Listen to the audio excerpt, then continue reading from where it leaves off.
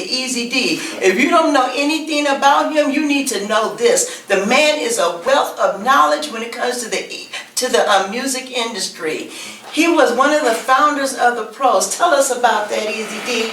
Well, first, thank you very much for bringing me on, and I think I'm your first guest, so... You're my first guest of this season. Thank you. The Pros, we were a DJ pool. It was established in 1979 by my mentor, Rico Casanova.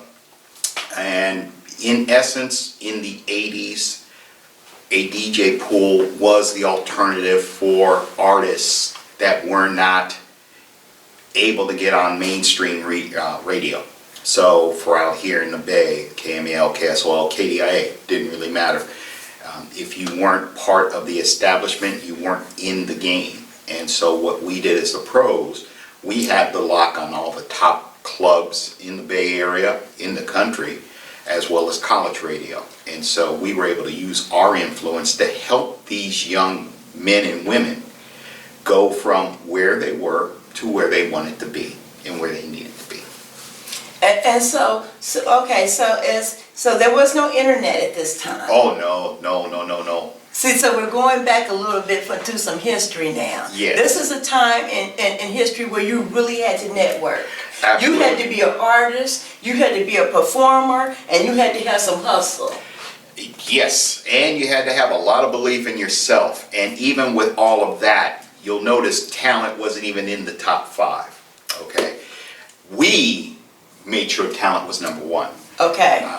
But yes. What do you mean by that when you say you made sure the talent was number 1? Well, back in the day, we would have labels, regular record labels, whether they were Top Scale, the Epics, the Columbias, or the entry level, want to do it all on our own.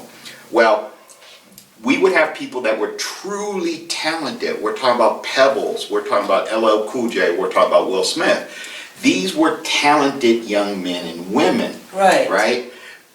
We also had a lot of artists come through that had a lot of money behind them, but did not have that talent. Okay. And so we weren't about showcasing just anybody.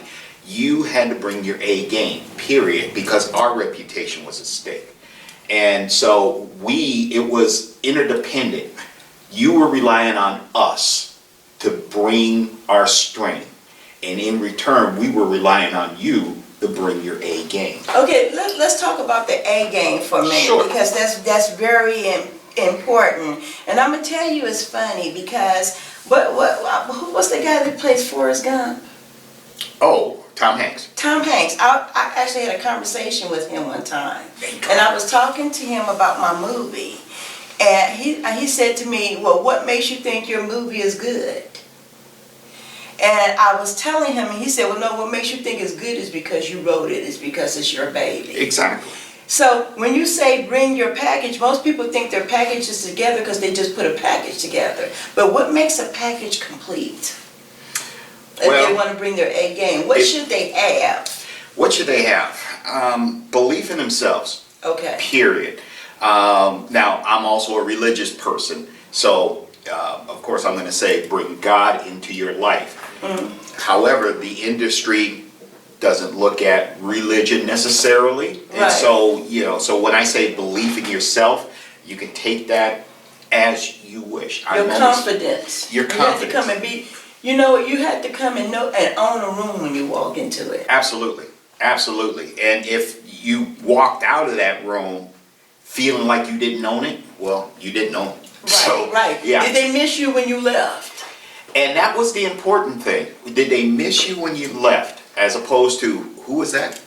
Right. Right. But that was the package, but that package, from a talent standpoint, you could have it very well produced. We had some great artists that were very well produced, but they didn't have the talent. It was hickory dickory dock, the clock ran up the tree. This doesn't make any sense to me. Right. So, but then you also had people, my girl Rosie Gaines is a prime example. I was fortunate to put on what we used to call putting on the hits. And it was at Los Medanos College up in Pittsburgh. And I had Rosie there. You know, she was one of the artists that performed. Right. And she won too. But all she had was family and herself. Fast forward a few years, all of a sudden I'm listening to Prince, Diamonds and Pearls. I'm like, you know, that voice sounds familiar. And it's Rosie Dames. Right. And I'm like, oh my God, wow, my girl, wow, you know. But she always had a belief in herself, and she's still in the game today, Rosie. Right. And you know, belief is you have to have it. I'm gonna tell you why. Because if you belief fuels your hustle. Oh, absolutely. If you don't believe it, you can't achieve it. And it doesn't mean that you have to have a lot of money at the time or whatever, but you have to believe. And if you truly believe, you'll start from wherever you need to start. I don't know if you want to save this for the next segment or not, but I can give you a living example. Mr. Stanley Burrell, a.k.a. Hammer. That person personifies exactly what you just said about belief in yourself and hustle and being the first. And he was a master at being the first. You know, that's a good thing we're talking about being the first, because a lot of people now are trying to imitate something. Yes. No one is trying to be what I consider to be original. They come with a different sound, a different way of looking. Everybody is molded after somebody. How do you break out when you're the first? Because everybody, even if you ask for seed money for somebody Right. for your project, Right. they want you to be looking. They want it to be able to identify it with somebody else. Well, no, and that's a very difficult question, and unfortunately, I can't be the one to answer, and here's the reason why. It took 35 years to understand that the pros were the first. We talked about this the other day. They were the first. And we didn't know we were in it. You know, we didn't know we were the first. We were too busy just doing it to be the first. Wow. You know, we were just doing it. It's not like Man on the Moon. We all know who Neil Armstrong was because we have it on tape. Right. When we were into it deep, we were doing it to help promote artists because You were radio a was not. pioneer. Yes. You were a pioneer. You set a precedence in that thing, because it wasn't that thing until you made it that thing. So you were Exactly. groundbreaking. It is there's an artist that's out by the name of Critter, and I'm going to release his new single, not today, but he has a song. It's called Something Out of Nothing. I hope you bring him soon. on the couch with Lisa B. I will try and get him off his schedule. He's a very busy young man, but he actually, and there are other artists such as Critter who, and I think that they would be better suited to answer that question. I can tell you that his song, as an example, and there are others. There are Jay Griffey, Gwen Majors. If you go to my Facebook page, you'll see a lot of them. Yes. But they are striking out on their own. They're not doing it to be the first. They're doing it to be the best. Because they have a vision. They have a vision. And I think that's the answer. If you shoot to be the best, you wind up being the first. You know, you have Michael Jordan, but before Michael, there was Dr. J. Right. So, you know, he wanted to be the best, and he wound up being the first. Michael Jordan, he wanted to be the best, and he became the first. You know, and another thing that I wanted to talk about, because we talked about signing to a label as opposed to doing your own thing. Yeah. This is a hot topic because everybody thinks that they have to be signed to a label. With all due respect to my friends in the industry, labels, you may want to turn it off now. I am not a big fan of that mindset. You don't need it. You didn't need it in the 80s. You certainly don't need it today. All right? And just the real short version, the less than 2-minute version, is there is such a wealth of information out there and avenues that were not even conceived of when we started. You know, an artist had to spend so much upfront money putting the wax together, getting it packaged, Right. getting it out to people, giving it away so that they would have a chance of playing it. Right. There was all that time, effort, and money.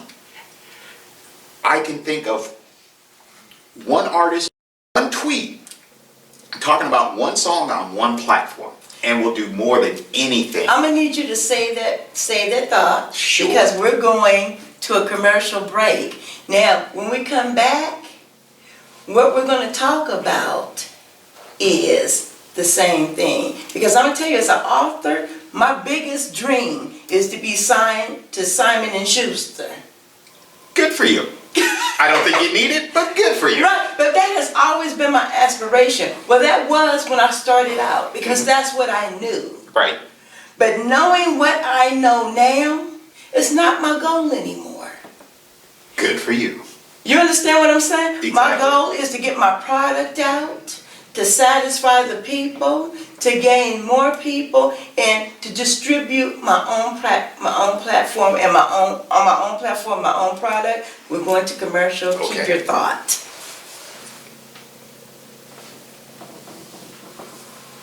Ready?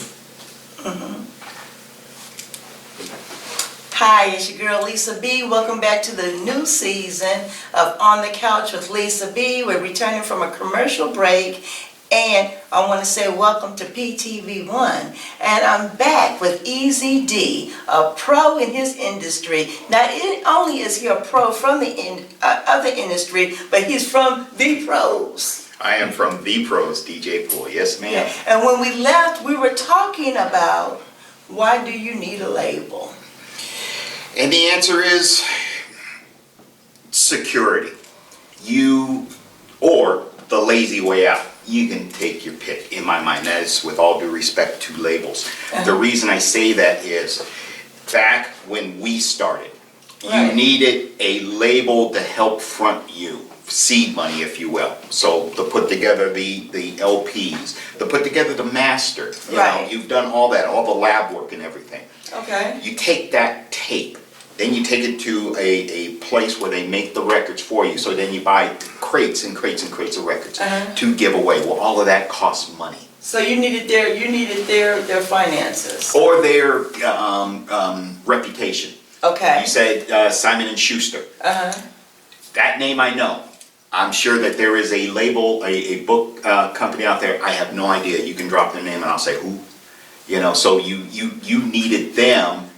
You thought you needed them more than they needed you. Right. Yeah, but that's not true. And the reason is Simon and Schuster would not have you if you didn't have the content. Right. You know, how are they promoting you? How are they going to make money if they don't have you, if they don't have your product? Right. You know, they would just be a company like Blockbuster.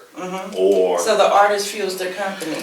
Absolutely. the artist is the content. Right. And so now, whether that content was 35 years ago with labels and going out and putting it on wax and distributing it through the clubs or the radio, or today, where the content goes out on this platform, for example, and it reaches so many people, and more importantly, it's going to be there forever. Everything we're talking about now, 100 years from now, they'll be able to go back, if they know where to look, they'll be able to go back and see this. You know, you're right. And you know what? I'm going to tell you what the good thing about it is that the internet has completely changed the game when it comes to distribution. I would say it changed the paradigm. The game's still the same. Okay, so, because what has happened now, if you know how to market, if you know how to hustle, and you have some wisdom, you can become your own greatest distributor. Exactly. There are people who have their own websites. I'm not talking about YouTube channels or anything like that, Right. but are able to generate enough traffic to their own website because they're savvy enough. Right. Where they're selling $1 million worth of product on their own website. Exactly. And distribution, labels, third party is basically what it boils down to. Somebody helping you. There's nothing wrong with that. Some people need help. Okay? I used to consider myself one of the greatest DJs, but I couldn't put a song together. I can't sing. Right. And I don't know how to play an instrument. Right. So I say all that to say this. You may need help and there's nothing wrong with that. But it's you, it's your artistry, regardless of what that art is. That's the content. And with the environment the way it is today, you can create your own website.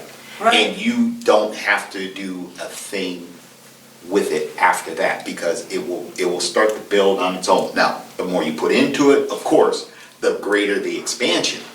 But you have to put the work in. You know. You have to put the work in, and you know, one of the things that I used to like about labels is that they had artist development.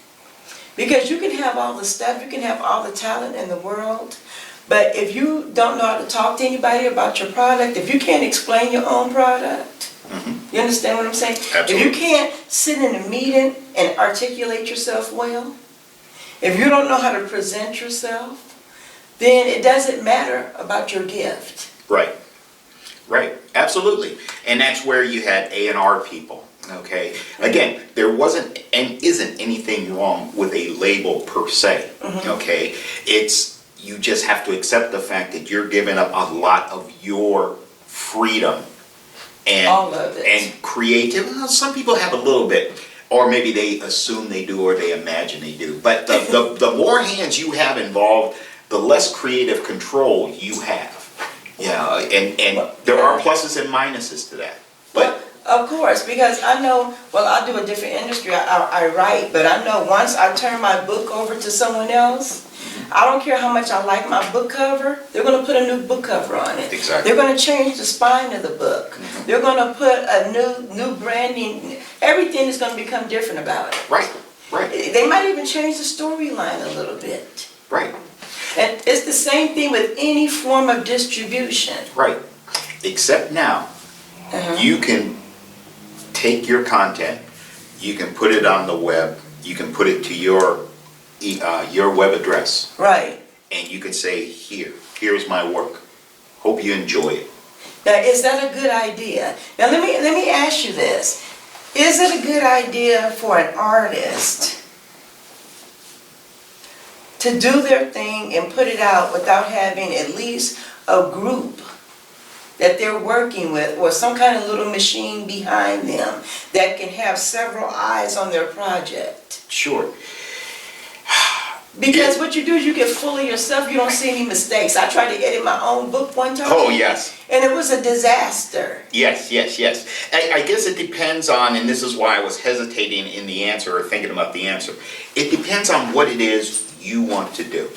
Okay. If you, as an artist, if you want to just keep a roof over your head and your belly fed, you should be able to do that on your own. I mean, you just go out there and hustle. That's just, grinding 101. Right.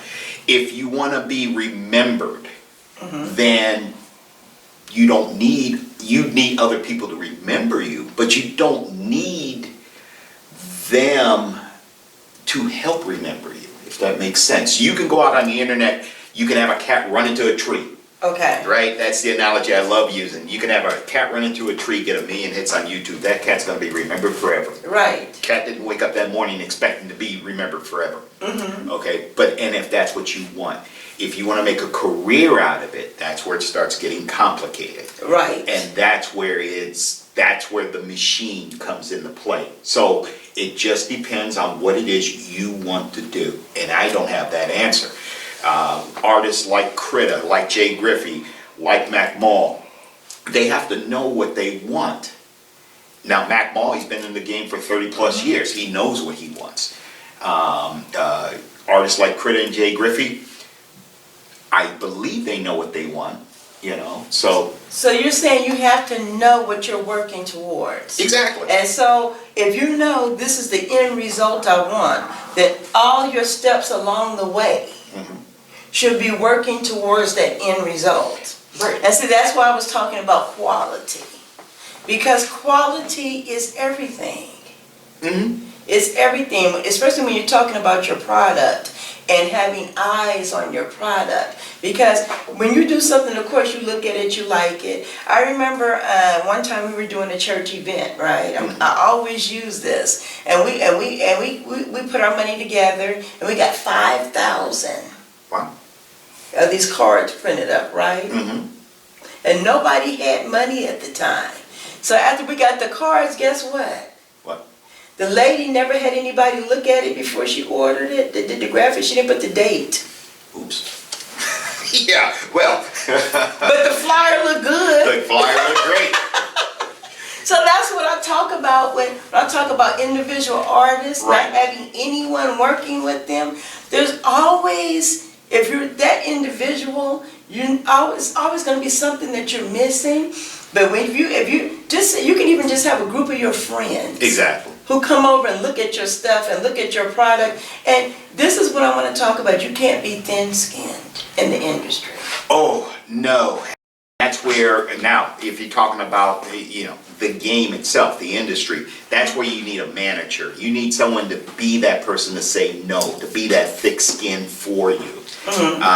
Because people are always going to talk about you in a negative way.